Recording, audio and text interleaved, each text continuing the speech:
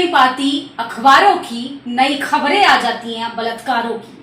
राज्य बदलते हैं, जगह बदलती है, लेकिन महिलाओं के लिए हालात जो हैं वो बेहतर से बदतर होते जा रहे हैं। रोंगटे खड़े कर देती हैं खबरें जब हमारे सामने आती हैं। सोचिए, उस माँ का दर्द महसूस कीजिए जिस माँ की 2 बेटियां आंखों के सामने उठाई गई हो, उनका सामूहिक बलात्कार किया गया हो और वहां का एसपी उनको बोलने का सलीका बता रहा हो, उनको समझाने बुझाने लगे और कहने लगे कि मेरे सामने पॉलिटिक्स मत करो, राजनीति मत करो, आंसू मत बहाओ। मैं बात कर रही हूँ लखीमपुर खीरी की, वही लखीमपुर खीरी जो किसानों के लिए फेमस हुआ था, क्योंकि वहां पर किसान अपने हक अधिकारों के लिए सड़कों पर धरना प्रदर्शन कर रहे थे, उन पर गाड़ी चलाई गई थी। वही बीजेपी शासित राज्य है जो बीजेपी बेटी बचाओ बेटी पढ़ाओ का नारा देती है। हमारे प्रधानमंत्री डंका बजाकर लाल किले से ये ऐलान कर रहे थे कि महिलाओं का सम्मान होना चाहिए। क्या यही है महिलाओं का सम्मान कि बच्चियों को घर वालों के सामने उठा के ले गए दरिंदे और पेड़ से लटका दिया उनके शव को? सोचिए, इमेजिन कीजिए और महसूस कीजिए अपनी बेटी से, बहू से, और शायद आपके अंदर की आत्मा जिंदा हो जाए। सोचिए, लखीमपुर खीरी का मामला ठंडा भी नहीं हुआ था और बलिया से फिर एक घटना हमारे सामने आ गई कि वहां पर एक दरिंदे ने एक मासूम बच्ची का बलात्कार कर लिया। बलात्कार जितना छोटा शब्द लग रहा है सुनने में, उसको महसूस करेंगे आप तो आपके रोंगटे खड़े हो जाएंगे। सोचिए, और वहां पे प्रशासन से अगर कोई मदद भी मांगता है, गुहार लगाता है, तो प्रशासन भी जाति के आधार पे न्याय करती है, जाति के आधार पे एफआईआर करती है। यही हुआ लखीमपुर खीरी में पीड़ितों के परिवार के साथ। उस माँ का हम फुटेज आपको नहीं दिखा सकते, पेड़ से लटका हुआ शव आपको नहीं दिखा सकते क्योंकि यूट्यूब की कुछ गाइडलाइंस होती हैं, लेकिन हम आपको उसके बारे में विस्तार से बताएंगे। सोचिए, घर वालों का कहना है कि मेरे सामने बाइक पे 4 से 5 लोग सवार होकर आए और मेरी 2 बेटियों को खींचकर जबरन मेरी आंखों के सामने उसको ले गए, उसको खेत में ले जाकर उसके साथ बलात्कार किया और उसको फांसी के फंदे पर एक पेड़ पर लटका दिया। यह है भारत की तस्वीर जो मेन स्ट्रीम मीडिया आपको नहीं दिखाएगी, क्योंकि उनको फुर्सत नहीं है हिंदू मुसलमान करने से, उनको फुर्सत नहीं है मोदी जी का गुणगान करने से। अब आप कहेंगे कि मैं मोदी विरोधी बातें क्यों कर रही हूँ? मैं मोदी विरोधी बातें नहीं कर रही हूँ, मैं एक महिला होने के नाते उन आवाज के लिए आवाज उठा रही हूँ जो फांसी के फंदे पर लटका दी जाती है, जो हाथरस कांड की तरह जिनके शव को प्रशासन रातों रात जला देता है और उनके आरोपी खुलेआम घूमते हैं।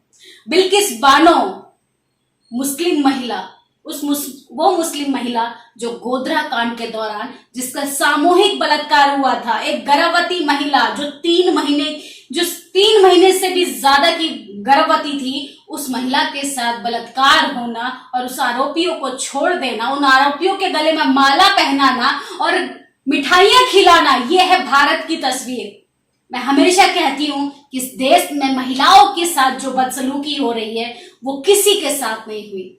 टाइम बदलता गया, राज्य बदलते गए, सरकारें बदलती गई, लेकिन महिलाओं के साथ जाति के आधार पर, जाति के साथ जो उनके साथ उत्पीड़न होता है वो बहुत ही ज्यादा भयानक है।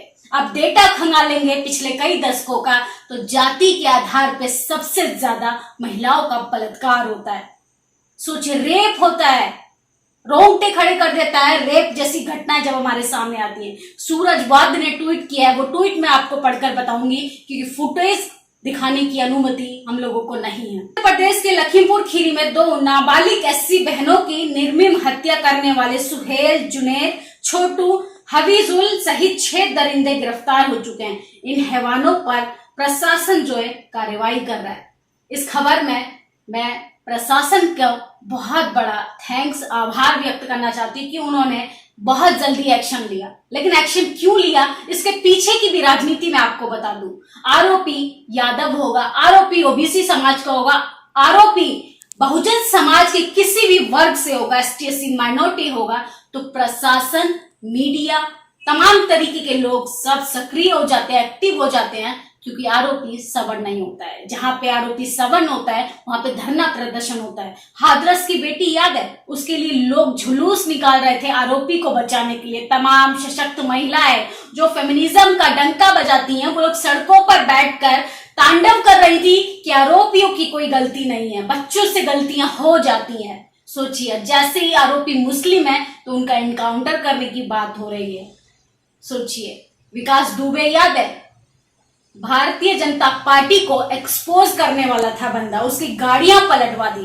तो इस तरीके से असंवैधानिक तरीके से भारतीय जनता पार्टी न्याय करती है, लेकिन इस पर संज्ञान नहीं लेती कि महिलाओं के साथ कब तक अपराध होता रहेगा, कब तक अत्याचार होता रहेगा। सिर्फ भाषणों में महिलाओं का सम्मान होता रहेगा या वाकई में जमीनी स्तर पे महिलाओं की सुरक्षा पे कोई बात करेगा। सोचिए, किसानों के ऊपर जो गाड़ी चलाई आशीष मिश्रा टैनी ने, उस पर कोई संज्ञान नहीं लिया, उस पर कोई एक्शन नहीं लिया हमारी सरकार ने। लेकिन अब तो बहन बेटी की आबरू की बात है ना, लेकिन अब तो बेटी की इज्जत की बात है ना।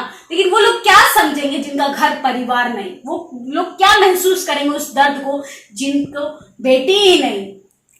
जो लोग कहते हैं, भारतीय जनता पार्टी की प्रवक्ता का कहना था कि बिल्किस बानो जैसे छोटे मुद्दे पे बात क्यों की जा रही है, तो उनको बता देते हैं कि भारतीय जनता पार्टी के हमेशा लोग ऐसे बेतुके बयान देते हैं जो महिला विरोधी होते हैं, जो जातिवादी होते हैं, जो इस देश की डेमोक्रेसी के खिलाफ होते हैं, जो असंवैधानिक तरीके से होते हैं। लेकिन सरकार इस पे खामोश रहेगी, सरकार इस पर चुप्पी साध लेगी। भारतीय जनता पार्टी के नेता, अभिनेता, प्रवक्ता हो, इनफैक्ट कांग्रेस पार्टी की भी बात करें, कल तक तो वो टिकट दे रही थी प्रियंका गांधी वाड्रा, रेप पीड़िता की मां को। हाथरस जा रही थी क्योंकि वहां पे चुनाव था, यूपी इलेक्शन जीतना था। लेकिन आज कहां चली गई उनकी मानवता, आज कहां चला गया महिला प्रेम। आज वो एसी के चैम्बर से बाहर नहीं निकल रही हैं, आज वो आकर एक ट्वीट तक नहीं करती हैं। जो कल तक टिकट दे रही थी, जो कल तक राजनीति में भागीदारी दिखा रही थी, मैं लड़की हूं, मैं लड़ सकती हूं, इस तरीके की नारेबाजी कर रही थी।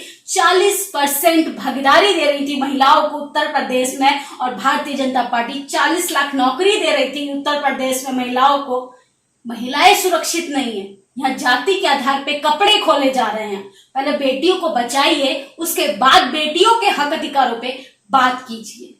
शब्द कम पड़ जाएंगे, लेकिन मुझे आपको यही बताना है कि जब तक महिलाओं के लिए महिला नहीं बोलेगी, सड़कों पर नहीं आएगी, ये किसी पार्टी से नहीं है, ये किसी मजहब से नहीं है। महिला सिर्फ महिला होती है, और उसकी इज्जत पे अगर बात आए तो सबको एकजुट होकर आवाज उठानी चाहिए, ताकि आरोपियों को इस तरीके का अपराध करने से पहले 10 बार सोचे कोई। आपकी इस वीडियो पे क्या राय है, आप मुझे कमेंट बॉक्स में जरूर बताएं। और किसी राज्य से अगर आप ये वीडियो देख रहे हैं तो आप मुझे बताइए कि वहां पर महिलाओं की दशा क्या है।